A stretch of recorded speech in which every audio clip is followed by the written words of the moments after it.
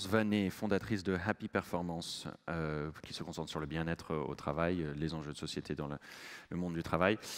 Est-ce que c'était un moment excitant, ce confinement, comme vient de le dire monsieur, et quelle est aussi votre vision des enjeux au travail aujourd'hui? Bonjour à tous. Effectivement, ce que nous avons vécu pendant ces 6 derniers mois, c'est quelque chose de totalement inédit. Et je crains de ne rien vous apprendre en disant qu'on a senti par là que le monde du travail était en totale et complète mutation. Une mutation qui est presque aussi importante quelque part que celle que nos aïeux ont connue il y a presque 200 ans quand ils ont quitté les campagnes pour rejoindre les villes et le monde industriel. À ce moment-là, ce n'était plus le soleil, ce n'était plus le rythme des bêtes qui rythmait la vie, c'était les pointeuses que l'on a instaurées pour apprendre à venir travailler à l'heure. C'était le rythme de la chaîne de production. Et ce sont tous des éléments, finalement, qui ont 200 ans, mais qui existent encore aujourd'hui. Ce que nous avons vécu au mois de mars, nous sommes aussi de façon assez inédite des milliards sur la planète à l'avoir vécu en même temps, entre janvier et le mois de mai, en fonction du fuseau horaire, finalement, sur lequel on vivait et au rythme de la propagation du virus. Du jour au lendemain, notre credo métro, boulot, dodo a complètement volé en éclats. Terminé de se lever à l'aube pour s'engouffrer dans les transports en commun bondés ou avec son véhicule de rejoindre les routes qui étaient totalement engorgées. Terminé également ce 9-10-9, soit dans un bureau fermé, soit dans un paysager où vous étiez assigné peut-être en dessous de la bouche d'aération, ce qui fait que vous aviez des torticolis en fin de journée à longueur de temps. On se retrouve là dans un credo chocolat chaud, visio, dodo. On apprend à travailler sur un coin de table de cuisine, dans son salon, parfois pour les plus chanceux dans un bureau, voire même dans les toilettes quand on a vraiment besoin de pouvoir s'isoler et de ne pas être dérangé par le cri des enfants. On apprend à revisiter son code vestimentaire. Première semaine, impeccable, tout le monde toujours en costume-cravate. Au fur et à mesure des semaines, on voit la netteté du rasage qui prend certaines libertés. Je ne sais pas si ça vous est arrivé, mais moi bien. Au-dessus, c'était impeccable. En dessous, c'était en short, voire en bikini, selon la température. J'avais la chance d'avoir un jardin. Ça ne m'empêchait absolument pas de travailler efficacement. Et pourtant, cette façon finalement de travailler différemment, jusqu'en mars 2020, de nombreuses hiérarchies la refusaient. Impossible de télétravailler, impossible de permettre aux collaborateurs, par simple choix, de se positionner comme étant volontaires pour des projets. Impossible également d'avoir des horaires flexibles. Et on invoquait toutes sortes de raisons. La nature du travail ne s'y prête pas, la sécurité des données, les processus ne sont pas prêts, les documents ne sont pas dématérialisés. Et du jour au lendemain, c'est incroyable, mais en une semaine, tout devient possible. On a été pris de front par ce qu'on appelle le monde VUCA, un monde volatile, incertain, complexe et ambigu. C'est un terme adoré par les consultants dont j'en suis sur les transformations. Mais là, tout un chacun a appris à savoir ce que c'était. Et ça nous a obligés à nous réinventer d'autres codes et d'autres rituels. Alors, ce que ça nous apprend, on est en septembre, c'est l'heure de la rentrée, c'est finalement le bon moment pour se poser les bonnes questions. La première des choses, c'est de se dire, tiens, comment mon écosystème a-t-il évolué? Comment ma concurrence a-t-elle évolué? Qui est apparu? Qui a disparu? Qu'est-ce qui a changé dans les habitudes finalement de consommation ou de relation avec nos intervenants? C'est aussi le moment de se poser avec les collaborateurs pour savoir ce qui a changé dans les modes de travail et que l'on veut garder. Ce qui a changé et qui devrait encore être modifié. Ce qui existait dans le passé et franchement, il faut continuer à l'abandonner.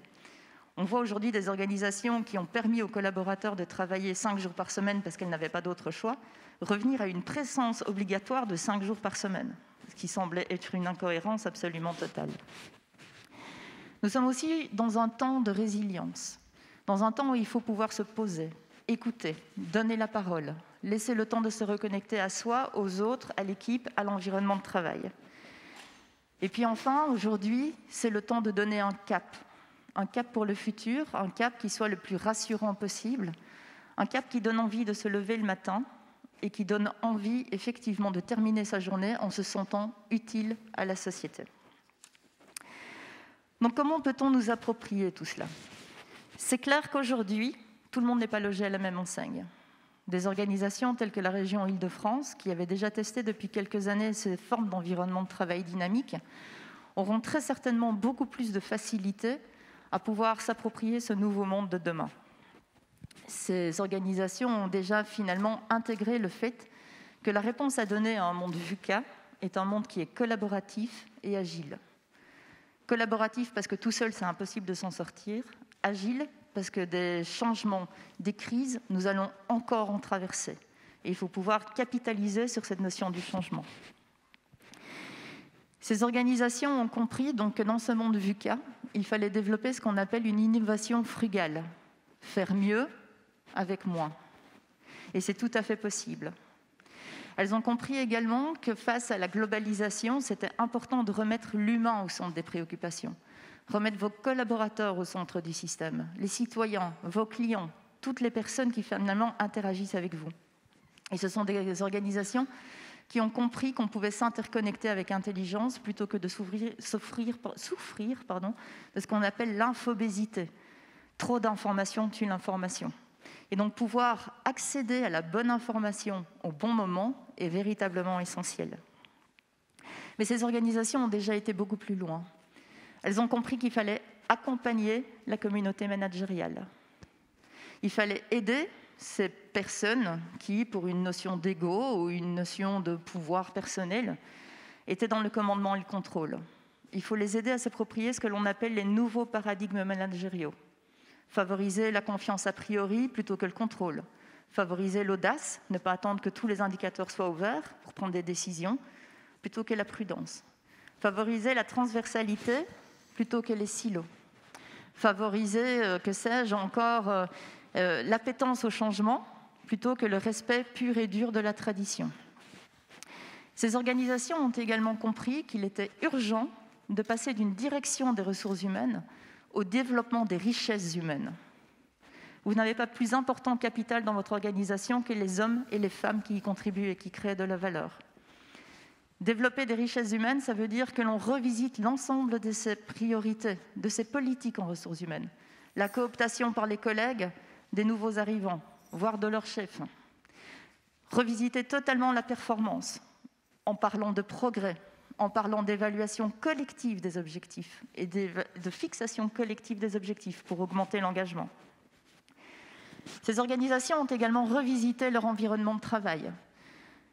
Elles ont aboli pour la plupart les bureaux individuels qui sont construits autour de l'ego ou du statut hiérarchique pour construire un environnement qui correspond aux tâches que l'on doit faire, qui que nous soyons dans l'organisation. Elles ont développé les espaces de convivialité, permis aussi des espaces de concentration, des espaces projets, des espaces de travail classiques, revisitant dès lors leur parc immobilier et le nombre de mètres carrés destinés à l'ensemble du travail à effectuer. Le bureau devient un lieu de rencontre et non plus un lieu d'obligation où finalement on est là pour être présent. Enfin, ces organisations ont compris que la performance est essentielle pour pouvoir survivre, pour assurer une pérennité. Mais elles ont aussi compris que personne d'entre nous ne se lève le matin pour être performant. Si vous vous levez, vous êtes comme moi. On se lève pour essayer de passer la meilleure des journées possibles et d'être en toute conscience à l'attention de ces moments de joie, de gratitude, de création, de développement que l'on va connaître. Quelque part, on a envie d'être heureux et c'est plutôt légitime. Le bonheur est une notion qui fait peur. Le bonheur est une notion extrêmement subjective. Donc la seule possibilité que nous avons pour permettre à nos collaborateurs de cultiver leur bonheur, c'est de leur donner de la liberté. La liberté de choisir leur lieu de temps, leur lieu de travail, le temps de travail, le rôle qu'ils vont effectuer, les outils, les services. Mais si vous n'accordez pas à la liberté son corollaire, vous partez dans le chaos. Et le corollaire de la liberté, c'est la responsabilité. Ma liberté va s'arrêter là où commence la vôtre. Dans mes choix, que je fais en toute liberté, je vais devoir assumer la responsabilité. Si j'assume mes responsabilités, je maintiens mes engagements, je suis performante. Et en prenant la liberté de ces choix, je m'assure de cultiver mon bonheur. Alors tout ça pourquoi ? J'ai été pendant 4 ans la DRH du ministère de la Sécurité sociale belge, qui s'est transformée et qui a été effectivement pionnière, qui est reconnue comme un exemple au niveau mondial sur les transformations d'organisation. Et nous avons eu la chance d'accueillir la région Île-de-France au début de ces réflexions. Ce ministère était une des pires entreprises de Belgique. En 4 ans de temps, nous sommes devenus un des 3 employeurs les plus sexy. en proposant 7 postes de travail par personne. Et donc, du coup, en proposant également jusqu'à 3 jours de télétravail de façon libre aux collaborateurs, nous avons réduit de 45% nos frais immobiliers, de 50% nos frais de maintenance, de 50% nos frais d'énergie. C'est un investissement de 10 millions que nous avons mis sur la table. Le retour sur investissement a été réalisé au bout de 18 mois. Nous avons diminué l'absentéisme de 26%. Nous avons diminué le taux de départ volontaire de 75%. Oui, des fonctionnaires quittaient de façon volontaire l'organisation. Nous avons augmenté de 500% les candidatures spontanées. Nous avons diminué de 80% notre impact écologique. Alors vous allez me dire, c'est la Sécu, c'est les Belges, ils sont gentils les Belges, donc ça va tout seul. Je vous donne le même exemple avec des Suisses fiscalistes. L'administration fiscale de Genève a fait exactement la même chose. En 1 an de temps, elle a diminué de 6 points son absentéisme. Elle a augmenté sa productivité de 15%, permettant de réallouer des équivalents temps plein où les tâches semblaient inutiles sur des tâches à plus haute valeur ajoutée. Et vous connaissez très certainement beaucoup mieux que moi les résultats exceptionnels obtenus par la région. Ces organisations, fondamentalement, ont aussi compris que s'ouvrir à son écosystème était quelque chose d'essentiel, de ne pas rester concentré sur soi. Pour pouvoir faire tout cela, vous allez avoir besoin de 4 éléments fondamentaux dans votre réflexion et dans le déploiement. Vous allez avoir besoin, premièrement, d'une vision qui vous permettra de garder le cap. Et cette vision va donner du sens à tout un chacun, aussi bien à l'interne qu'à l'externe. Vous allez avoir besoin de valeurs fortes et co-créées, si possible. Parce que lorsqu'on partage les mêmes valeurs, on va cultiver la confiance. Et la confiance est essentielle pour pouvoir fonctionner dans un tel système, dans le monde de demain. Vous allez devoir revisiter votre gouvernance pour favoriser la transversalité, faire en sorte que le niveau de décision se pose au bon niveau et non pas par rapport à un statut hiérarchique. Vous allez également devoir cultiver les relations avec votre écosystème, comme on l'a dit, de façon très très large pour obtenir un maximum d'impact. Lorsque vous faites tout ça, comme je vous le disais, vous allez avoir du sens, de la confiance, de la pérennité et un impact. C'est ça le monde de demain.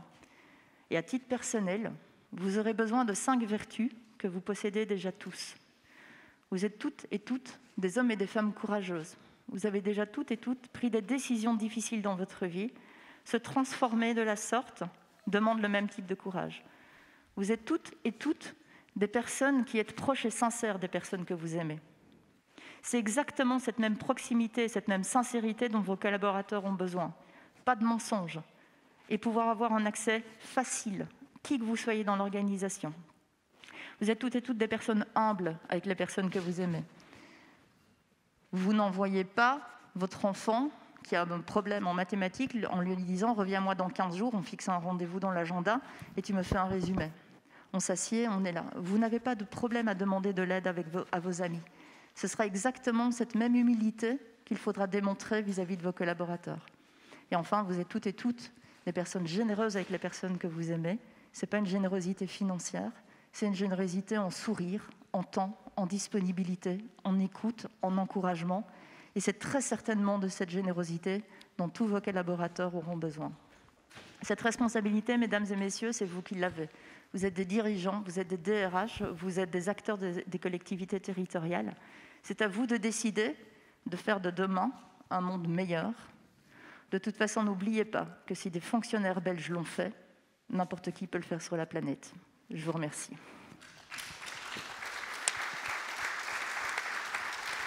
Merci beaucoup. Merci beaucoup, Madame Vanet. On prend tout ce que vous dites pour enchaîner sur notre discussion et je vous remercie tous de votre présence. On accueille aussi Madame la Présidente de la région Île-de-France et remercions autant Madame la Présidente que son équipe pour la tenue de cette COP. Je sais que vous avez tous des agendas très chargés. Je ne vais pas donc prendre plus de temps pour présenter Monsieur Geoffroy Roux de Bézieux et le MEDEF qui n'a pas besoin de présentation. Monsieur Roux de Bézieux, les enjeux du travail aujourd'hui, les enjeux d'efficacité, le temps, l'organisation, environnementaux. N'hésitez pas aussi, si vous souhaitez intervenir tous sur les questions d'égalité entre les femmes et les hommes aussi, c'est important. Je vous en prie, monsieur. Et vous pouvez enlever les masques pendant votre intervention, n'hésitez pas. Parce que c'est quand même pas complètement oui, bien sûr. simple. Bon, bonjour à tous, merci Madame la Présidente de votre invitation. La table ronde où le débat s'appelle « Travailler autrement ». Et donc, moi, je me suis posé la question de savoir qu'est-ce que serait le travail, quels seront les métiers, quelle géographie en France, en Europe, dans les prochaines années. C'est évidemment une question extrêmement compliquée, avec en plus l'effet Covid qui rebat un peu les cartes. Mais qu'est-ce qu'on peut voir comme tendance forte dans les économies occidentales depuis quelques années, dont on peut penser qu'elles ne seront pas fortement remises en cause par la pandémie. Et tout ça, j'ai avec beaucoup d'humilité et de prudence, parce qu'on est dans un moment où on est en pleine crise, et donc c'est toujours très difficile de faire des prévisions. Alors il y a d'abord un phénomène qui me semble très important, et peut-être pas assez connu, qui est la métropolisation de l'économie. Entre janvier 2014 et décembre 2019, la France a créé presque 1 million d'emplois, 990 000, dans le privé. Sur ces quasi 1 million d'emplois, plus de 80% ont été créés dans les métropoles. Et même à l'intérieur de ces métropoles, une très grande majorité a été concentrée par les méga-métropoles, dont évidemment l'Île-de-France. Alors c'est facile à comprendre, c'est la vieille théorie de Ricardo, des avantages compétitifs. Autrefois, on créait des usines, des emplois, là où il y avait la force motrice des chutes d'eau, donc on créait le textile dans les Pyrénées ou le charbon dans l'Est de la France. Et aujourd'hui, on crée des emplois là où il y a l'intelligence, là où il y a l'expertise, là où il y a le capital culturel, et donc autour des grands pôles universitaires, avec en plus un deuxième phénomène qui, je pense, aussi sous-estimé, c'est qu'on attire des talents, on attire des collaborateurs quand on sait proposer 2 emplois, puisqu'en général, les gens sont en couple, et que quand ils déménagent, quand ils changent de géographie, ils vont trouver un emploi pour tous les 2. Et donc ça pose d'abord un problème politique qui n'est pas l'objet de notre table ronde, mais un problème fort, parce que la France, c'est une France de ville moyenne. Et sans trop surfer sur l'actualité, supprimer 800 emplois en Île-de-France, ça passe inaperçu. Supprimer 800 emplois à Béthune, c'est évidemment pas du tout la même chose dans une ville de 25 000 habitants. Alors, pour ce qui est de notre table ronde, quelles conséquences ça a ? C'est que, indubitablement, on va assister à un allongement du temps de déplacement pour aller travailler, en tout cas dans le mode traditionnel. C'est déjà le cas, depuis 10 ans. Les Français, toutes géographies confondues, mettent, alors j'ai plus le chiffre en tête, mais c'est une dizaine de minutes de plus par jour pour aller travailler. C'est pas forcément d'ailleurs un élément de distance, c'est aussi un élément de congestion, mais parce qu'on crée plus d'emplois dans les endroits où il y a plus de densité, toutes choses égales par ailleurs, le temps de transport pour aller travailler augmente. Tout ça pour dire que de sujet de travail à distance, que je préfère pour le moment à télétravail, c'est un sujet qui finalement était préexistant. Simplement, comme toute crise, la pandémie a été un extraordinaire accélérateur d'investissement. Vous l'avez dit, ah bah elle est partie. Ah non, non, elle est là-bas, pardon. Excusez-moi. De débrouillardise, de prise de risque, de choses qu'on n'aurait pas fait en temps normal et que brusquement on se met à faire. Alors nous, quel bilan on tire de cette période ? D'abord, je vais prendre une expression syndicale, c'est la CGC qui dit pendant cette pandémie, on n'a pas fait du télétravail, on a fait de la continuation d'activités à domicile. Alors, bon, vous savez, les syndicats sont très attachés à les sémantiques, et au cas particulier, je pense qu'ils ont raison, c'est pas tout à fait la même chose. Le télétravail, c'est un acte volontaire, et je pense que c'est important que ça reste volontaire de la part du salarié, qui demande à son employeur de télétravailler, qui signe un avenant à son contrat de travail, tout en gardant le lien de subordination classique du contrat de travail, et qui va donc, de manière planifiée et programmée, travailler chez lui ou éventuellement à distance, puisque ça peut être en nomadisme également. On oublie un peu l'aspect nomade, mais il y a beaucoup de gens qui travaillent aujourd'hui à distance en nomadisme. Et ce depuis longtemps, sauf que c'est plutôt en train de se développer. Là, pendant cette pandémie, on a mis brusquement, alors ça dépend évidemment, mais globalement 25% des salariés à domicile, dans des conditions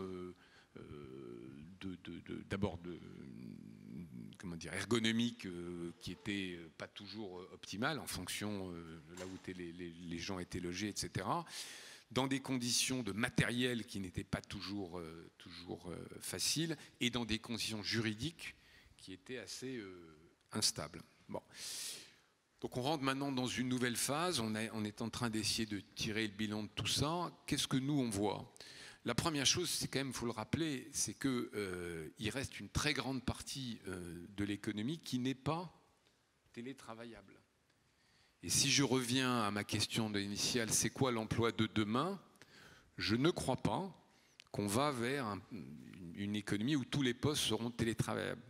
Parce qu'il y aura toujours des chauffeurs de taxi, il y aura toujours des agents de nettoyage, il y aura toujours des gens dans les magasins pour assurer un service de proximité. Donc il faut avoir en tête quand même que le monde n'est pas fait et ne sera pas fait que de cadres dans les métiers de service. J'ai vu l'interview de la société Dio, donc qui est courtier en assurance. Donc on voit bien que dans ces métiers-là, il y a quasiment tout est télétravaillable. Mais ce n'est pas le cas encore, et je pense pour longtemps, de la majorité. Et si on veut un pays avec de la production industrielle, mais Jacques en parlera beaucoup mieux que moi, pas oublier que la télétravaillabilité, je ne sais pas si on peut dire ça, des postes, ça ne sera jamais 100%. Après, il y a une deuxième dimension, c'est au sein d'une même entreprise, la fracture qui peut se créer entre les postes télétravaillables et les postes qui ne le sont pas.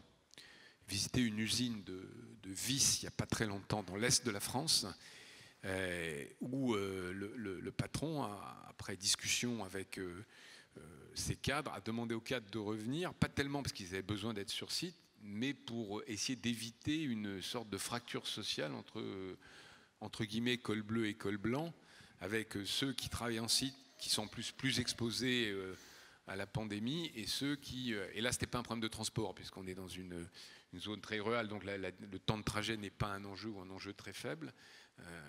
Et donc ça fait partie quand même des enjeux compliqués, c'est-à-dire que même si c'est télétravail, comment on gère ce sentiment au fond d'inégalité entre les uns et les autres. Après, il y a un troisième enjeu qui est celui du collectif. L'entreprise, ce n'est pas un sport individuel, c'est un sport collectif. Donc quand on connaît tout le monde, qu'on a un vécu collectif en commun, se retrouver sur Zoom, ça ne pose pas de problème. Mais au fur et à mesure des années qui passent, quand il y a des gens qui intègrent, des gens qui partent, cette idée du collectif peut disparaître. Et l'entreprise, ça n'est pas juste que des gens qui viennent récupérer un salaire, des actionnaires qui récupèrent un dividende, c'est aussi un collectif d'hommes et de femmes. Comme toute organisation humaine, ça peut se déliter assez vite. Et il faut faire attention à ce qu'on pourrait appeler une forme d'ubérisation du modèle de l'entreprise. C'est-à-dire Uber, alors je ne parle pas des cadres d'Uber, mais Uber et ses chauffeurs, ça n'est pas une entreprise. Ils sont au fond, j'allais dire en télétravail, en tout cas en travail à distance. Ils n'ont pas de lien de subordination. Une société du tout télétravail, on peut dire que les gens partent à Chartres, je ne sais pas où, à Rambouillet, etc. Mais ils peuvent aussi partir à Tunis ou à Bangalore. Un métier télétravaillable, il est par nature délocalisable. On parle beaucoup de délocalisation de production, mais sur le monde des services et de la prestation intellectuelle, je pense que le sujet est là. Donc voilà un peu le contexte général. Maintenant, évidemment, on ne peut pas faire comme s'il n'était rien passé. D'abord parce qu'il y a une énorme demande, ça a été montré dans le sondage des salariés pour télétravailler. Parce qu'il y a évidemment des gains de bien-être, de motivation, de santé, formidable impact sur l'environnement, avec juste un petit bémol. Je pense qu'on n'a pas complètement regardé toutes les externalités du sujet, c'est-à-dire qu'il faut regarder aussi ce que ça consomme en data center, etc. C'est toujours très compliqué de faire un bilan CO2 complet, mais on pense tous intuitivement que quand même globalement ça a certainement permis, en réduisant les transports, en tout cas en Ile-de-France, ça paraît évident de faire un impact positif sur la planète, même s'il y a peut-être quelque chose qui n'ont pas été comptés. Et donc ça mérite qu'on prenne tous ensemble collectivement un élan vers le télétravail, avec notre conviction, c'est de le faire au plus près du terrain, parce qu'un accord de télétravail au Conseil régional d'Île-de-France, un accord du télétravail dans une start-up avec des ultra-numériques ou dans une PME du bâtiment de Lavelanet, c'est pas exactement la même chose. Les attentes des salariés ne sont pas les mêmes. Les déterminants économiques ne sont pas les mêmes. Et donc, il faut essayer d'adapter les choses au plus près du terrain. Avec quand même des problèmes qui se posent, je le signale au passage. Par exemple, l'employeur est responsable de la santé et de la protection du salarié. Si à domicile, sur le coin de table, vous avez branché votre PC sur une prise triple où il y a aussi votre télé et que le branchement n'est pas bien, que ça prend feu, quel cadre législatif s'applique? Il y a quand même un petit sujet. Ou tout simplement, vous allez vous prendre un café dans la cuisine et vous glisser et vous casser la jambe. Est-ce que c'est un accident du travail ou pas? Donc il y a des petits, enfin je dis petits sujets entre guillemets, plutôt des gros sujets qui existaient, hein, puisqu'il y avait 3% des salariés qui étaient en télétravail. Ceux-là étaient déjà dans cette ambiguïté. Mais là, évidemment, avec l'effet massif qu'on découvre, ces sujets-là, il faut les regarder de près. Voilà, et je terminerai peut-être en bouclant avec le sujet. Moi, je suis très préoccupé de cette métropolisation de l'économie, parce qu'elle est vraie partout dans le monde, et elle peut désespérer une partie de nos concitoyens. La France, et là je sors un tout petit peu du cadre, si vous me l'autorisez en une minute. Bien sûr. La France a une caractéristique du marché du travail qu'on ne connaît pas. Les Français sont les citoyens ou les salariés occidentaux qui déménagent le moins pour trouver un emploi. Il y a une forme de non-mobilité géographique. Alors, il y a des raisons certainement objectives, hein, le coût du logement, le coût du déménagement, le marché de l'immobilier qui est peut-être pas assez fluide. Et puis il y a des régions culturelles difficiles. On est peut-être un peuple de paysans plus qu'un peuple de marins. On a du mal à quitter son village. Et si on additionne ces deux faits, métropolisation de l'économie et difficulté à bouger pour chercher des emplois, je pense qu'on a devant nous un vrai défi collectif qui ne se résout pas dans un débat BFM, hein, parce qu'il est complexe et qu'il est collectif. Voilà. Alors, c'est bien pas le problème de la région Île-de-France, mais ça l'est de manière indirecte, chère Valérie, y compris d'ailleurs peut-être au sein de la région Île-de-France, il peut y avoir ce phénomène intra-régional. Voilà, je vous laisse sur cette question. Merci beaucoup. Merci, Monsieur le Président. Merci, Monsieur Roux de Bézieux. Voilà.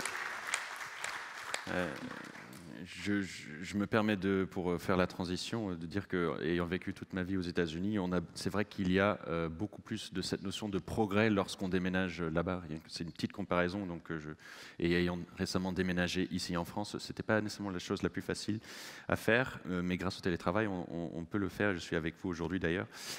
Par contre, je vais me tourner, pour ne pas parler de moi, vers Marie Bouni. Merci d'être avec nous.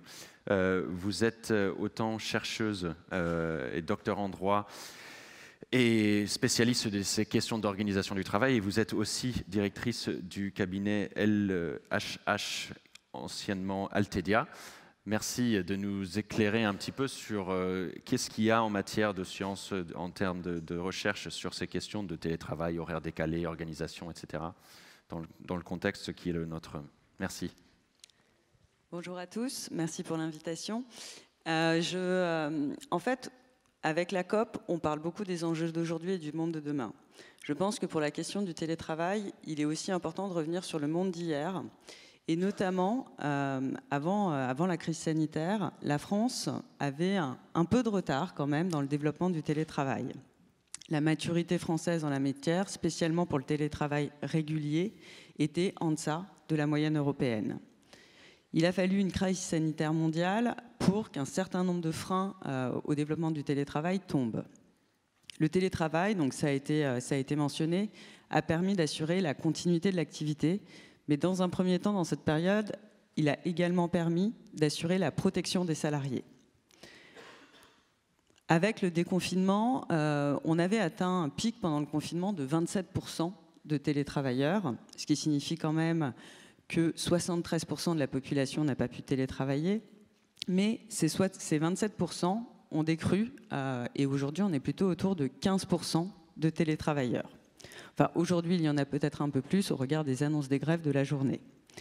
Quoi qu'il en soit, les chiffres baissent et pourtant il y a une aspiration très très forte des salariés qui ont bénéficié du télétravail à continuer à en bénéficier.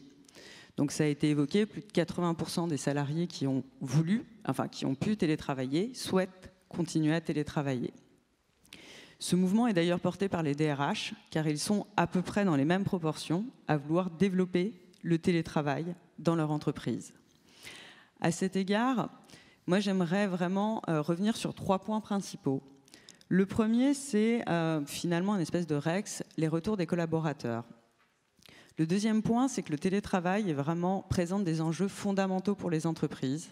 Et le troisième point, c'est l'importance du territoire en matière de télétravail.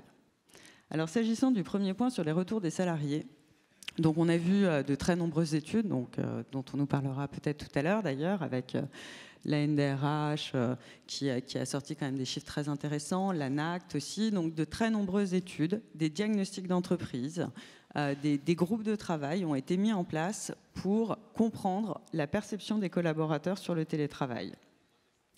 Ce qui est intéressant dans ces résultats, et spécialement dans les groupes de travail, j'ai pu en animer moi-même, c'est dans les avantages perçus par les collaborateurs pendant leur période de télétravail, c'était vraiment les avantages du télétravail. Les inconvénients, c'était quand même des inconvénients qui étaient liés à certains dysfonctionnements liés au confinement. Dans les avantages perçus par les collaborateurs, vraiment le premier point, et ça je pense que c'est clair pour tout le monde, c'est une meilleure articulation des temps de vie. C'est un meilleur équilibre vie personnelle, vie professionnelle. Ça passe notamment par une réduction des temps de transport qui est importante, spécialement dans les grandes agglomérations, par une meilleure possibilité de gérer son temps, et in fine derrière aussi une plus grande autonomie laissée aux travailleurs. Le télétravail n'est pas qu'une question d'espace, c'est aussi une question d'état d'esprit, et un des premiers freins à la mise en place du télétravail, c'était l'absence de confiance vis-à-vis des collaborateurs. Et c'est des chiffres qui ont été évoqués dans la vidéo que nous avons vue, la confiance est nécessaire pour le déploiement du télétravail et donc une plus grande autonomie laissée aux collaborateurs. Un autre point qui est important, même si c'est très minoritaire, c'est que les salariés français ont quand même conscience que le télétravail a un impact positif en matière d'environnement.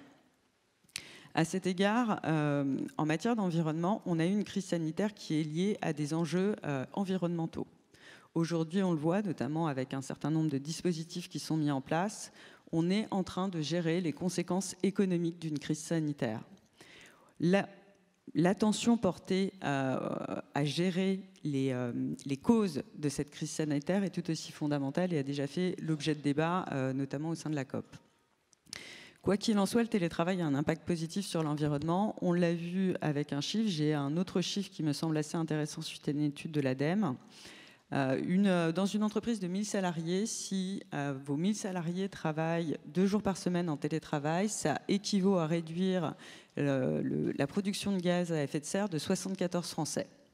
Donc il y a réellement un impact sur la mobilité pour aller au travail et sur l'écologie. Donc les salariés en ont conscience et c'est aussi pour eux quelque chose qui est important dans le déploiement du télétravail. Après, dans les écueils du télétravail, il y en a quand même un certain nombre et il y a eu effectivement, ça a été évoqué, des points qui ont été mal vécus, enfin des situations qui ont été mal vécues pendant le confinement, qui sont liées à un espace de travail inadapté, qui sont liées également à un éclatement des horaires de travail, donc notamment avec les gardes d'enfants que le confinement engendrait, qui sont liées aussi à un sentiment d'isolement, à une rupture du collectif de travail. Le chiffre de l'ANACT, c'est le point de rupture où il y a un risque de basculement dans l'isolement, c'est 2 jours de télétravail par semaine. Au-delà, il peut y avoir une fragilisation sans accompagnement des collaborateurs en télétravail. Mais ce qu'on voit là, c'est que finalement l'éclatement des horaires de travail, l'inadaptation pour un télétravail à temps plein du cadre de vie, c'est spécialement critique en matière de confinement. Aussi, quand bien même l'expérience n'a pas été totalement réussie, c'est tout de même suffisamment réussi pour les collaborateurs pour qu'à 80%, ils veulent y aller et ils veulent poursuivre le télétravail. À cet égard, les enjeux pour les entreprises sont majeurs. Donc bien évidemment, on a une prise en compte des attentes des collaborateurs dans le déploiement du télétravail, dans la carte des talents actuelle et dans les besoins d'attractivité d'un certain nombre de populations, c'est fondamental, mais bien au-delà de ça, le télétravail est en lien avec la stratégie de l'entreprise et notamment en lien avec sa performance économique, organisationnelle et sociale, comme on vient de le voir. S'agissant de la performance économique, la question de l'immobilier est bien souvent un tabou dans les entreprises, puisque effectivement le télétravail, en général, peut emporter une réduction des coûts immobiliers des entreprises. Pour autant, dans la période actuelle et face aux difficultés auxquelles est confrontée l'économie et spécialement les entreprises, ça ne doit pas être nécessairement un tabou parce que les économies qu'on peut réaliser en matière d'immobilier sont des économies qui sont particulièrement nécessaires dans la période actuelle et donc qui plus est, peuvent permettre d'éviter la suppression de certains emplois in fine. Il y a également des enjeux, et vous l'avez très bien évoqué, notamment par rapport à la référence de ce qui a été mis en place au ministère de la Sécurité sociale en Belgique. Il y a des enjeux de productivité par rapport aux collaborateurs et à l'amélioration de leurs conditions de travail. Maintenant, ce qui est des enjeux organisationnels. Là, on est sur un point qui est un peu sensible. Quel est le lien et comment objectiver le lien entre performance et déploiement du télétravail ? Comment faire en sorte que le déploiement du télétravail soit vraiment un levier de performance pour les entreprises et quel est le modèle le plus adapté à mettre en place dans une entreprise, tant en termes de jours, combien de jours par semaine, ça évolue en fonction de la maturité de l'organisation. On a des organisations où le télétravail était peu déployé. Dans certaines entreprises, il y a déjà eu 5 générations d'accords télétravail qui ont été signés. Donc, le nombre de jours varie aussi selon la maturité des entreprises et la capacité à accompagner ce déploiement, et spécialement en outillant leurs managers. La question de l'organisation, c'est également, est-ce que les bons outils informatiques sont mis à disposition ? Est-ce que je peux travailler correctement via l'usage du télétravail ? La question de l'organisation, c'est aussi, et principalement ça a été évoqué, une question de management. Mon management est-il capable d'accompagner et de travailler à distance avec une partie des collaborateurs pendant une partie de la semaine ? Bon, globalement, sur l'organisation du travail, ça c'est un point qui est assez intéressant. On va plutôt vers du 2 jours par semaine dans le nouveau modèle de télétravail auquel on assiste, qui sera mis en place dans la plupart des entreprises. Et c'est vraiment un sujet sur lequel il y a énormément de négociations d'entreprises en ce moment. Il y a un écueil tout de même à cela qu'il ne faut pas oublier pour les entreprises, et ça a déjà été évoqué. L'OFCE a considéré qu'en France, le potentiel de personnes éligibles au télétravail était de l'ordre de 33%. Ça veut dire que 67% des salariés français ne sont pas éligibles au télétravail. On a quand même une perception par un certain nombre de collaborateurs qui ont d'ailleurs été généralement les collaborateurs de première ligne, ceux qui n'ont pas pu télétravailler pendant la crise sanitaire, qui ont continué à travailler. Il ne faudrait pas créer une perception de modèle social à deux vitesses. Il y a réellement un risque de fracture sociale au sein de l'entreprise si il y a d'un côté ceux qui télétravaillent, peuvent s'installer au vert dans des conditions de vie relativement agréables, vont dans des locaux d'entreprise de siège qui sont magnifiques, avec un effet château, et à côté de ça, des collaborateurs qui travaillent soit dans d'autres conditions et dans des locaux qui sont beaucoup moins adaptés. Donc ce point est vraiment crucial, spécialement dans la période actuelle. On a le premier mouvement de télétravail, c'était quand même les gilets jaunes. Donc il ne faut pas l'oublier, ce risque de fracture sociale est très présent. Et aller trop avant dans le télétravail sans prendre en considération cet élément est un écueil majeur. Pour autant, il y a des leviers d'action. Il ne faut pas interdire le télétravail à certaines populations parce que d'autres n'y sont pas éligibles, ça va de soi, mais notamment dans les potentiels gains immobiliers. Quand il est possible de les réaffecter, notamment c'est quand même réaffecté en partie pour l'amélioration des locaux pour ceux qui sont éligibles au télétravail. Eh bien, une réaffectation en partie à l'amélioration des locaux de toute l'entreprise permet de créer cette vision et cet élan de solidarité qui est un petit peu plus fort. En outre, la question de la mobilité et de l'accès aux locaux de travail est fondamentale, d'où aussi l'importance des enjeux avec le territoire. Mais comment aussi faciliter l'accès au travail de ceux qui ne peuvent pas télétravailler? Quelle réflexion sur les horaires de travail? Quelle réflexion sur la mise en place, le cas échéant, de covoiturage? Et enfin, vraiment, ce qui est un des succès du télétravail, c'est l'autonomie laissée aux télétravailleurs. Donc on ne peut pas aujourd'hui se priver d'une réflexion sur l'autonomie laissée à tous les travailleurs. Est-ce que d'autres modèles de travail sont possibles pour tous en France, et notamment pour le personnel de production? Enfin, il y a un point qui me semble, pour conclure, enfin le troisième point important, c'est l'importance du territoire. L'initiative lancée par la région Île-de-France, notamment au regard de la charte de télétravail, me semble très importante. Et moi, elle m'a beaucoup séduite, parce qu'on sort d'une logique d'entreprise. En fait, le télétravail est un enjeu sociétal, et c'est un enjeu qui dépasse le simple cadre de l'entreprise. C'est un enjeu où le territoire a une importance fondamentale. Parmi les premiers ressorts qui expliquent l'intérêt des salariés français pour le télétravail, c'est notamment moins de transport. Donc c'est une meilleure, c'est en lien avec la mobilité au sein des territoires, le télétravail. C'est également en lien avec des questions immobilières sur le territoire, notamment avec la réduction potentielle de certains immeubles de bureaux. Et également, il y a des réflexions à avoir autour de la réduction de la fracture numérique, parce qu'aujourd'hui, si certaines populations ne sont pas éligibles au télétravail ou leurs conditions de travail sont moins agréables en télétravail, c'est aussi une question de formation. Et on parle de fracture sociale, de fracture territoriale, mais aujourd'hui, il y a également une fracture digitale. Donc toutes les populations n'ont pas les mêmes conditions pour accéder aux connaissances qui leur permettent de télétravailler. Dès lors, vraiment une réflexion autour du territoire est fondamentale, et c'est pour ça que l'initiative sur la charte de télétravail en Île-de-France s'inscrit parfaitement dans cette logique. Je vous remercie. Merci à vous, Marie Bonny. Merci. Je vais sans plus attendre donner la parole à Audrey Richard, qui est la présidente de l'Association nationale des directeurs des ressources humaines ou des richesses humaines. Est-ce que c'est le titre qu'il faut adopter maintenant? D'ailleurs, on dit ça dans notre organisation.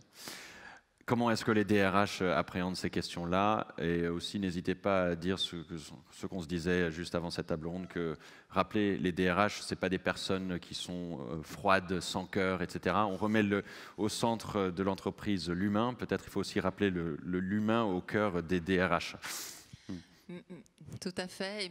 Bonjour à tous et merci de votre invitation. Ça me donne justement l'occasion de porter la voix des DRH à travers l'ANDRH, donc l'Association nationale des DRH. Alors, en effet, on parle de télétravail aujourd'hui. Alors, le télétravail, on en parle depuis 15 ans, hein, mais la question c'était, est-ce qu'on va vers le télétravail dans les entreprises ou est-ce qu'on reste en travail et organisation dite classique? Ce confinement nous a tous obligés nous a tous contraints à passer de l'autre côté. Et en effet, aujourd'hui, on n'est plus sur cette question oui, non, on y va, puisque toutes les entreprises ont basculé. Vous l'avez dit, nous on questionne régulièrement nos DRH, on l'a fait avant, pendant le confinement, après. Ce qu'ils nous disent, c'est que dans les entreprises, ça a fait un saut technologique d'à peu près 2-3 ans, puisque toutes les entreprises ont dû aménager les tuyaux, le réseau, les outils collaboratifs, les aménagements également dans les domiciles, puisque pour certaines entreprises, on a dû envoyer des tables, des chaises, parce que certains collaborateurs étaient mal installés. Donc, on est passé de l'autre côté, et aujourd'hui, il semble très peu probable que les entreprises reviennent en arrière. Aujourd'hui, une entreprise, une direction, elle est quasiment obligée de répondre sur finalement comment on va s'organiser dans ce télétravail demain.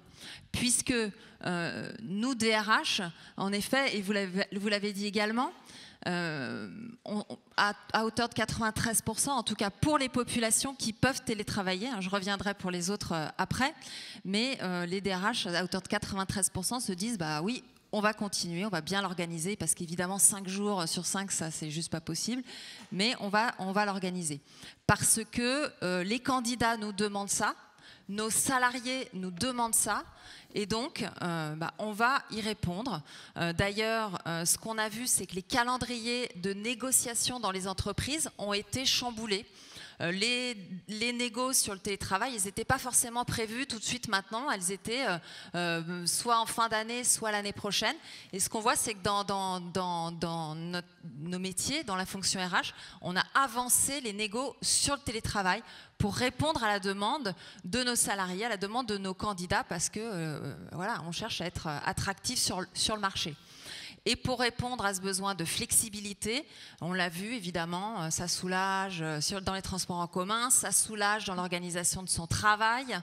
Les DRH disent que ça a un impact sur la productivité, disent que ça a un impact sur l'empreinte carbone. Évidemment, on utilise moins son véhicule, les transports de façon globale.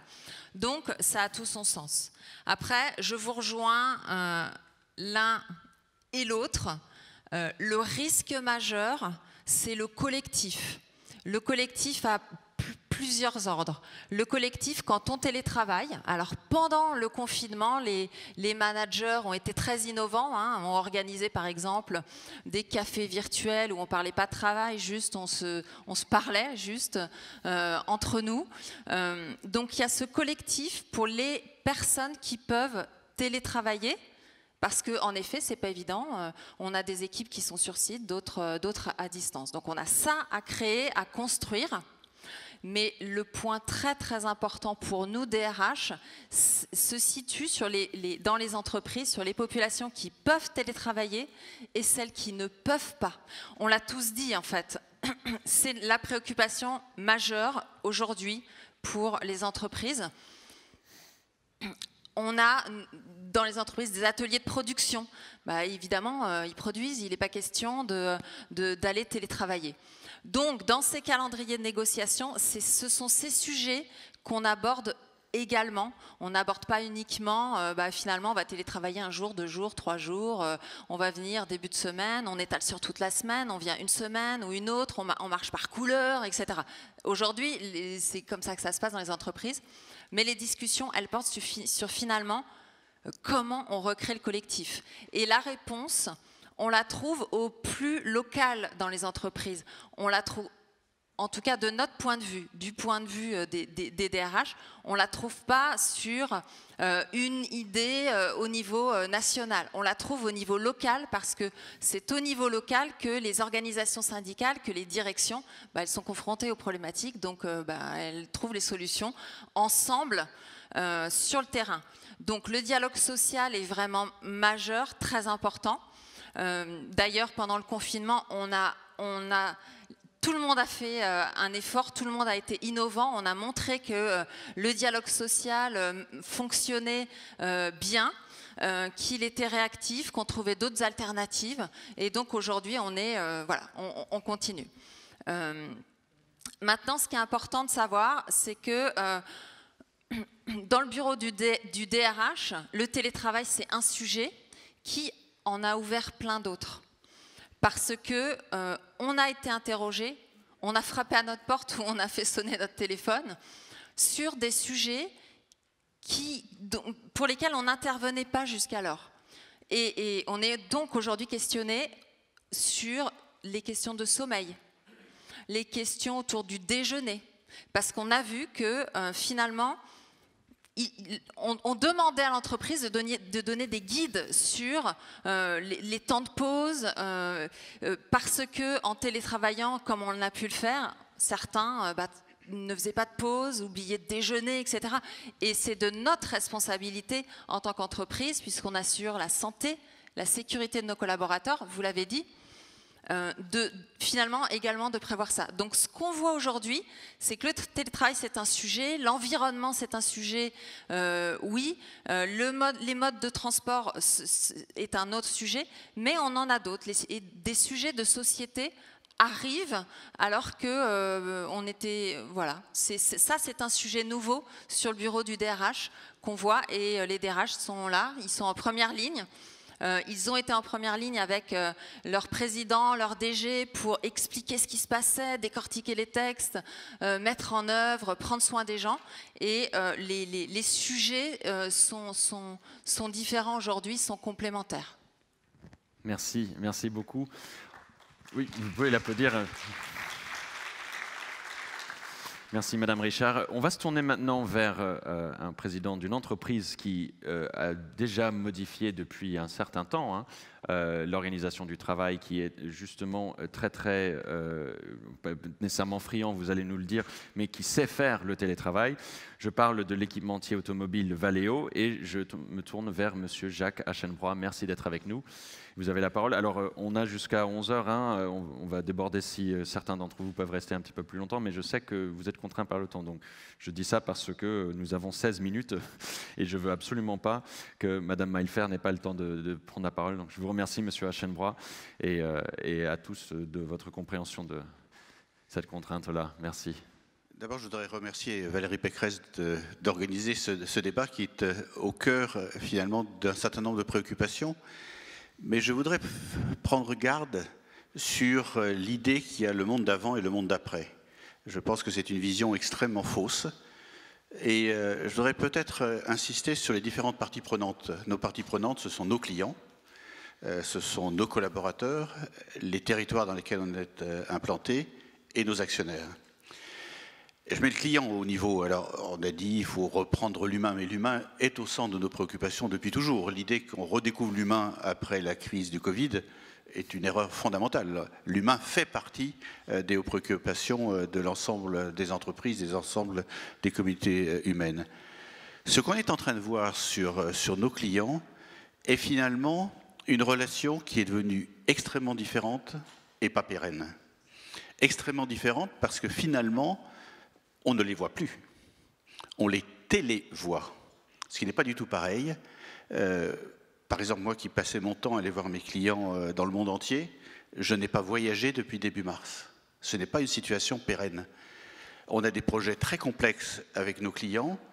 Il y a une frontière qui existe de nouveau entre la France et l'Allemagne, il y a une frontière qui existe entre l'Europe et les États-Unis, il y a une frontière qui existe infranchissable entre la France et la Chine, entre la France et la Corée, etc. Ce n'est pas une situation pérenne. Et je crois qu'il faut vraiment ne pas imaginer que ce qui est en train de se passer est une situation où on gardera notre agilité, on gardera notre créativité. Pour une entreprise qui aime la nôtre, qui ne vit que par ces innovations s'alimentent des contacts permanents à tous les niveaux entre nous et nos clients. Et ce n'est pas vrai que le télétravail, la télérelation avec nos clients à tous les niveaux est aussi profonde, aussi créatrice, aussi performante qu'elle l'était avant. Donc je ne crois pas que ce soit une situation pérenne. Sur les territoires, et je voudrais réagir à ce que dit Geoffroy tout à l'heure, j'ai visité finalement plus d'entreprises de nos usines françaises pendant ces derniers mois que je l'ai fait finalement les 10 dernières années, et j'en suis finalement très, très content. Je me suis aperçu de deux choses. La première, c'est que le transport et la mobilité n'est pas qu'un sujet de la région parisienne. Ce n'est pas vrai.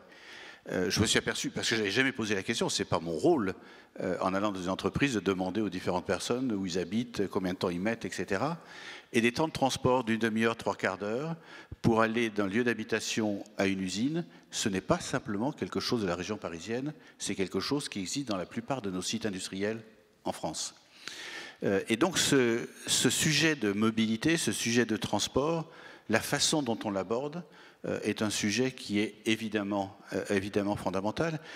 Et nous, on n'a que 4000 personnes en région parisienne, on a 15 000 personnes en France, donc par soustraction, vous voyez où on est.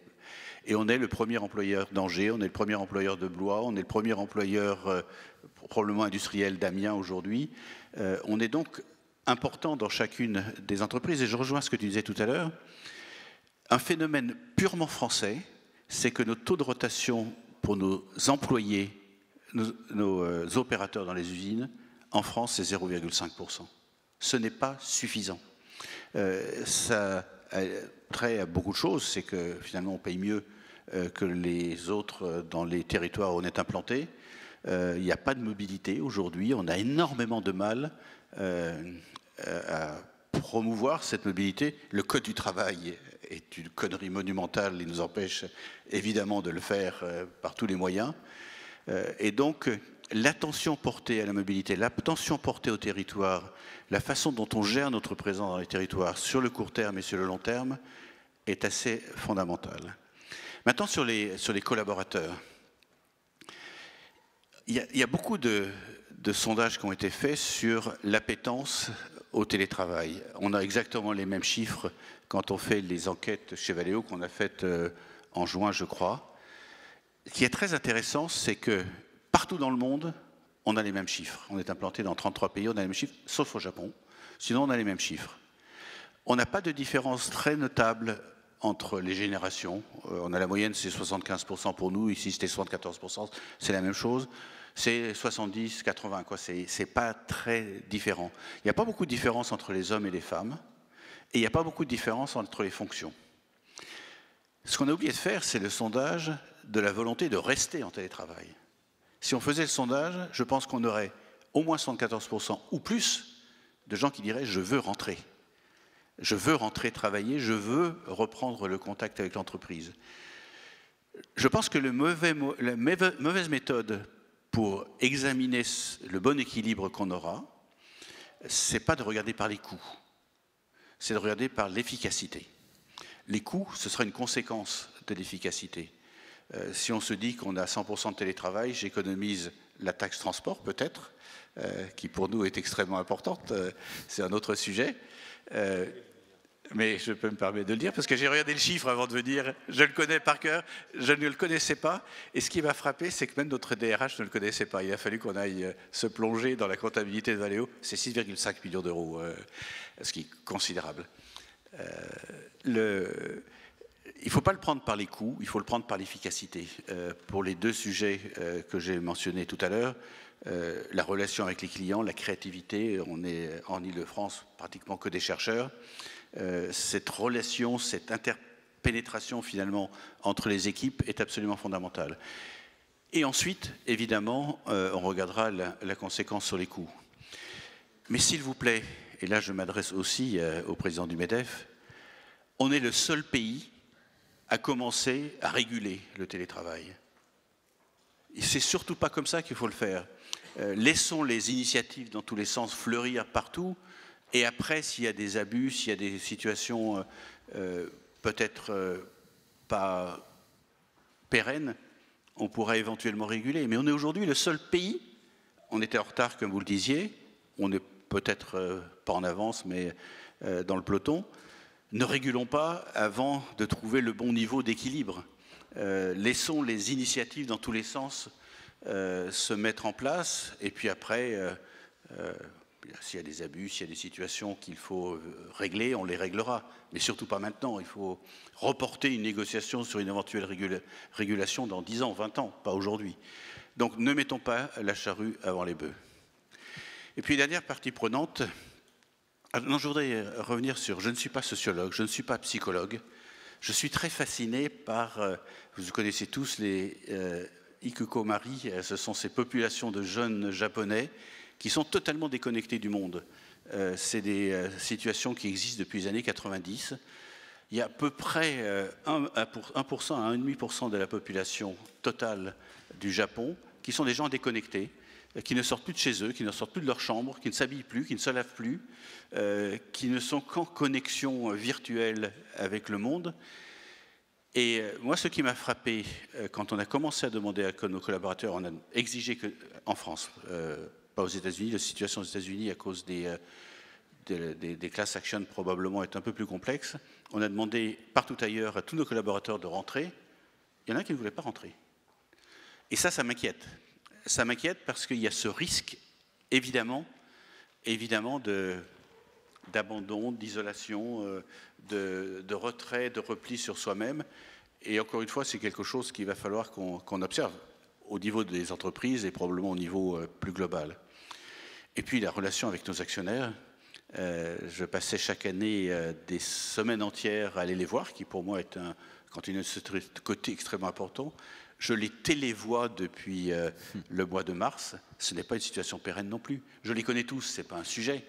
Mais au fur et à mesure qu'ils vont changer, je ne les connaîtrai plus. Quand on sait que pour une entreprise comme nous, un peu moins maintenant, 75% de nos actionnaires ne sont pas français, ne pas pouvoir aller les voir en Angleterre, aux États-Unis, dans les différentes zones où ils sont très implantés, c'est un véritable manque. Et donc ce n'est pas pérenne. Après, c'est un sujet qui a été évoqué par tout le monde et je ne vais pas y revenir, mais ce n'est pas pour rien que dans toutes les langues occidentales que je connais, le mot entreprise, c'est société, c'est compagnie, c'est une communauté humaine. Cette nécessité d'avoir une communauté humaine qui a un projet commun, on parlait d'école bleue, d'école blanc, je ne voudrais pas que dans une entreprise comme la nôtre, il y ait les nantis et les travailleurs. Il faut absolument l'éviter. Dans nos usines, tous les cadres qui pourraient être télétravaillés sont retournés dans l'usine. Il n'est pas question qu'un RH ou un contrôleur de gestion télétravaille sous prétexte qu'il est télétravaillable, pour prendre l'expression qui a été utilisée. Non, il doit être présent dans l'usine. Pour les centres de recherche, il y a aussi des labos. On a 4000 chercheurs en région parisienne, mais il y a des labos, il y a des gens qui sont obligés faire des tests. Il n'est pas question que uniquement les opérateurs des tests soient là et que l'ensemble de l'encadrement ne soit pas là. Donc le sujet de ce qui est possible de faire, si on regardait tous les ingénieurs cadres, ça ferait 30% de nos effectifs. La réalité des choses, c'est probablement plus autour de 15 que de 30% qui pourraient être en télétravail. Alors après, il y a les entreprises américaines qui prennent le sujet de façon très différente de la nôtre. D'abord, pas de régulation. Vous avez probablement entendu dire que des entreprises comme Salesforce, comme beaucoup de banques, disent pas avant de retour physique, pas avant mi-2021, voire fin 2021. On a interdit à nos équipes de donner un horizon aussi long. Il y a quelque chose qui est en train de se passer aux États-Unis, mais la relation passionnelle qu'il peut y avoir entre un collaborateur et une entreprise est très différente aux États-Unis, a toujours été très différente aux États-Unis. Je ne suis pas convaincu que c'est un modèle qu'il faudrait importer chez nous. Donc, soyons prudents sur ce qui se passe et observons ce qui se passe. Il y a probablement aujourd'hui des entreprises totalement mondiales qui sont en train de se créer, totalement virtuelles. Il se trouve que ma fille, depuis quelques semaines, travaille dans une telle entreprise. Totalement dérégulée, donc. Je ne sais pas si un jour elles paieront des impôts ou que ce soit. Travail comme volontaire, donc en plus sans salaire. On voit qu'il y a des choses qui sont probablement en train de se passer, qu'on ne pourra mesurer que dans quelques années. Mais je ne crois pas que nos entreprises très structurées doivent aller aussi loin, aussi vite. Faisons-le étape par étape. Parce qu'il faut qu'on garde le lien social, il faut qu'on garde la créativité, il faut qu'on garde, moi ce qui me soucie en ce moment, le lien avec nos clients. Faisons-le étape par étape et ne mettons pas la charrue avant les bœufs, la régulation ou l'aspect des coûts avant l'efficacité de l'organisation. Merci Monsieur Aschenbroich, on peut le remercier. Non. Alors, j'allais justement vous inviter, après cette table ronde et après l'intervention de Madame Maillefer, rejoindre la salle presse pour signer une charte sur le travail avec Madame la Présidente. Vous êtes tous invités pour cette signature, pour justement marquer l'engagement de la région sur cette question et de le prendre à bras-le-corps. Mais sans plus attendre, je vais me tourner vers Anne-Cécile Maillefer qui va nous parler autant du télétravail que aussi l'impact que ça peut avoir sur l'égalité entre les femmes et les hommes dans le secteur du travail. Parce que vous êtes présidente de la Fondation des femmes, ancienne porte-parole d'Oser le féminisme. Merci d'avoir été patiente, Anne-Cécile Maillefer. La parole est à vous. Merci à vous. Et puis je voulais remercier tout particulièrement, évidemment, la présidente de la région Île-de-France pour m'avoir invitée à cette table ronde. Ça montre son engagement que nous savons sincère, puisqu'elle soutient d'ailleurs la Fondation des femmes dans nos actions contre les discriminations dont sont victimes les femmes. Et la Fondation des femmes aussi, une de ses missions principales, c'est d'aider les associations partout en France à résoudre le problème des inégalités entre les femmes et les hommes et des violences faites aux femmes. Pour ça, nous levons des fonds auprès des particuliers et auprès des entreprises et nous les reversons ensuite à ces associations. Ça nous permet d'avoir un point de vue assez particulier et assez général sur ce qui se passe, quelles sont les problématiques actuelles et comment est-ce qu'on peut les résoudre avec les associations. Pendant le confinement, nous avons été particulièrement mobilisés puisque nous avons levé 3 millions d'euros que nous avons reversés en particulier sur le sujet des violences faites aux femmes pour financer des hébergements, des mises à l'abri. Et nous avons pu comme cela financer 40 000 nuitées partout en France pour aider les femmes à faire en sorte qu'elles puissent trouver immédiatement un refuge dans ces temps de confinement qui ont été particulièrement difficiles pour elles. Alors cette vision particulière de la Fondation des femmes, la manière dont nous voyons les inégalités me permet de vous expliquer un petit peu ce qui se passe. Alors vous êtes toutes et tous, j'imagine, quand même déjà sensibilisés au sujet puisque ce n'est pas un sujet nouveau, mais il n'empêche. Les inégalités entre les femmes et les hommes au niveau du travail, c'est quand même à peu près un quart d'inégalité de revenus, donc 24% environ, ce que touchent les femmes et ce que touchent les hommes pendant leur vie professionnelle. Ces 24%, comment est-ce qu'on les explique? On les explique de 3 manières différentes. Déjà, les femmes sont dans des emplois qui sont très féminisés, et ces emplois féminisés, les emplois du care, sont des emplois qui sont moins bien payés que d'autres emplois. Je suis désolée que le président du MEDEF soit parti, puisque j'aurais aimé plaider la cause de ces femmes dans ces travails pour plaider pour une revalorisation de leur salaire. Mais tant pis, j'aurai l'occasion de le faire à d'autres moments. La deuxième chose qui explique cette inégalité forte entre femmes et hommes, c'est le temps partiel. Et le temps partiel, il est à 80%, ce sont des femmes qui sont à temps partiel. Et ce temps partiel, pourquoi ? Eh bien, ce temps partiel, c'est parce que les femmes vont avoir besoin de temps pour pouvoir s'occuper des enfants. Ce n'est pas un temps partiel pour avoir du temps libre et du temps pour soi, c'est un temps partiel pour s'occuper de la maison, des enfants, parce qu'il y a une inégale répartition des tâches à la maison. Une inégale répartition des tâches ménagères, des tâches éducatives, de la charge mentale. Je ne sais pas si vous connaissez ce concept, c'est le fait que nous, on doit penser à tout. Maman, elle pense à tout. Bah oui, mais elle aimerait bien ne pas avoir à penser à tout, maman.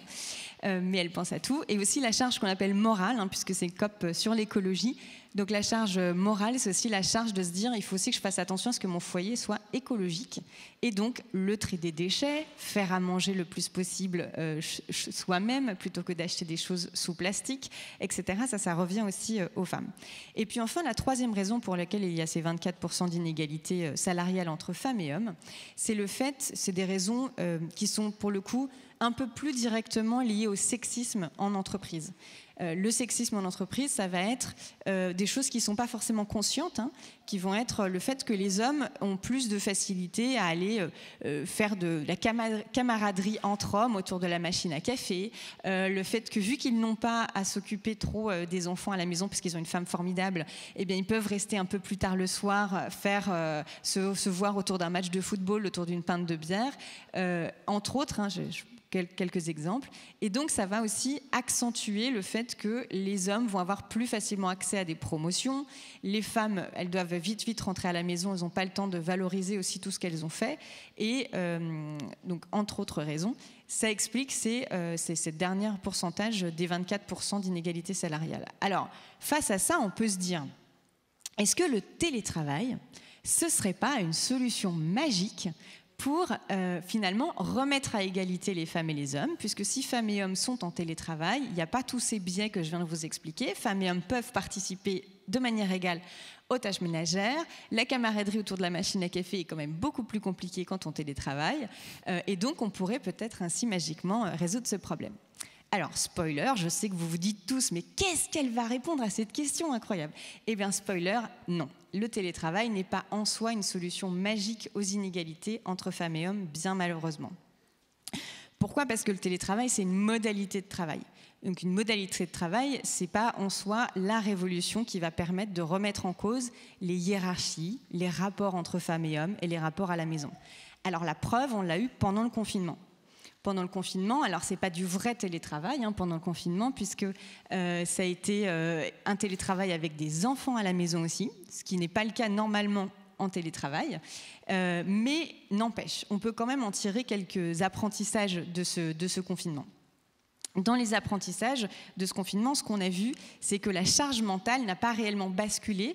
Alors, attention, je parle en généralité. Donc peut-être que vous, chez vous, à la maison, ça n'a pas été comme ça et je vous en félicite. Mais laissez-moi parler en termes généraux et en termes sociétaux, parce que c'est comme ça qu'on peut aussi ensuite se dire qu'il faut peut-être qu'on change les choses collectivement. Donc, en majorité, ce qui s'est passé, c'est que les grands équilibres de partage des tâches entre femmes et hommes n'ont pas été bouleversés. Les femmes ont fait 20% de tâches, par exemple, en plus par rapport aux hommes à la maison. Il n'y a pas eu donc de ces bouleversements-là. Ce qu'on voit, par exemple, c'est que les hommes avaient plus facilement accès à un bureau fermé par rapport aux femmes. Donc 39% des hommes avaient accès à un bureau fermé versus moins d'un quart des femmes qui avaient accès à un bureau fermé. Et ça veut aussi dire des choses dans la disponibilité de chacun.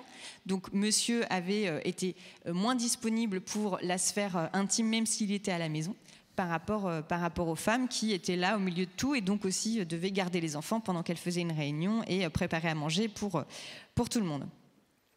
Il y a aussi eu, parce que c'est extrêmement important pour aussi comprendre ces inégalités entre femmes et hommes, le confinement a généré aussi plus de violence entre femmes et hommes. Et une femme qui est victime de violence, et ça je reviendrai dessus après, c'est aussi une femme qui est évidemment un peu moins disponible pour son travail, puisqu'elle doit subir et elle souffre, et elle est dans une souffrance qui fait que, malheureusement, ça accentue les inégalités entre femmes et hommes, en plus d'être en soi une situation intolérable, bien évidemment. Je rappelle que sur les violences faites aux femmes, il y a quand même eu 30% de signalements en plus pour violence dès la première semaine. Et ce pourcentage n'a fait qu'augmenter au fur et à mesure des semaines de confinement, avec des violences extrêmement qui sont devenues de plus en plus fortes. Et les femmes victimes de violences, pour 60%, ça c'est les chiffres Île-de-France, 60% des femmes victimes de violences travaillent en entreprise. Donc elles sont dans les boîtes aussi, pour la majorité d'entre elles. Alors, le télétravail, ce n'est pas l'arme fatale contre les inégalités, mais il n'empêche, c'est un excellent point de départ pour réfléchir à ça. Et c'est ce que vous disiez d'ailleurs pour l'Association nationale des DRH. C'est un excellent point de départ pour s'engager sur ce sujet. Un excellent point de départ pour s'engager quand on est pour mener une politique publique. Donc, je pense à la région Île-de-France. Ce télétravail, cette expérience du confinement, ça remet aussi sur la table l'idée d'un bureau des temps. Le bureau des temps, ça c'est une idée féministe qui date de plusieurs dizaines d'années et qui se dit, mais en fait, les temps des hommes et les temps des femmes, c'est pas les mêmes.